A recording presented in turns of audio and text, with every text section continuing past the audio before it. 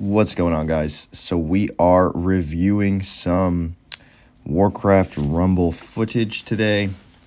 We got a 6-minute video for you guys. And I've been doing a little bit of research in this game. Apparently something just happened where it is a lot more advantageous to have ranged troops. I also didn't realize that Baron was like a hero kind of character. I don't really know what it's called, but I did not realize that. I thought Baron was like a level 4 troop. So when I had the opportunity to unlock Baron, I did not realize that at the time. And so this is literally me realizing, hey, I can actually switch for the first time. I think the first game that I did with Karen was an absolute nightmare. If I remember correctly, I'm pretty sure I got just absolutely beat down on. But I like the opportunity to have somebody else other than Baron. I figure, okay, if it's going to be worth, 5 cost as opposed to 4, then hopefully he's got, something to essentially compensate and make up for it. So we've got a bonus quest here. I really like the bonus quests in this game.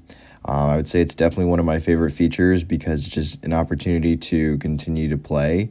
And you don't necessarily need to continue the story mode in order to do so. So just unlocked the Blizzard here. I will say it's really good. And I'm also noticing here we're doing massive damage to this turret, but I don't think we're going to have very much damage for this Drake here. So I envision this Drake is probably going to do some damage on the on my opponent's left side. So thinking about what I want to do. I see the dragon still there, so I'm going to have to throw in that troll there. And I'm also looking to have a push here on the other side with Karen, it looks like. So that dragon is kind of just obliterated. It's actually gone. So really good. The Dark Spear troll, pretty sure I would rank them pretty highly, all things considered. So looks like the Dark Spirit Troll is actually going to get full value here, not even take a single hit prior to getting to where it needs to. So got a miner here. Let's see if that miner ends up doing anything in that direction. I don't necessarily think it'd be too helpful, but look at that damage. Something that I have to remember is that I looked at a tier list, and the Defias bandits that cost 1 actually ended up being really high on that list of good characters. So that's something that I definitely want to pay attention to in the future as well. Bat Rider is probably one of those troops that may not stay moving forward, but ultimately, who knows? So dealing a little bit of damage with the Blizzard here. I really like finishing the game with that move, but I think the Bat Rider is actually... Oh, would you look at that? The Bat Rider is not going to clean up anything. It's actually going to be the Meat Wagon coming through here, coming in clutch. Now, I started running the Meat Grinder as we get our victory here. I started running that because it was recommended to me via somebody on YouTube. And I think that it actually is a pretty good troop, so I think we're actually going to have some upgrades here in a moment. So that's exciting. Get to claim some rewards here. I want to upgrade my Bat Rider more than my Skeleton. I want to upgrade my Meat Wagon more than my Ghouls. And then, honestly, I thought that that was a Quillbore for a second, but it wasn't. End up upgrading my Blizzard there. So I think Blizzard I'm definitely going to consider using in the long run. It just seems like a really good move, and protecting your investment also, like your cost investment, is really important in this game. I really need to get better. There's a safe pilot as well. I really need to upgrade my safe pilot just as far as I can and see if there is a point where I don't even have to necessarily use it strategically, and it's just so good to the point where it'll just get me what I need, which is ultimately just value at the end of the day, right?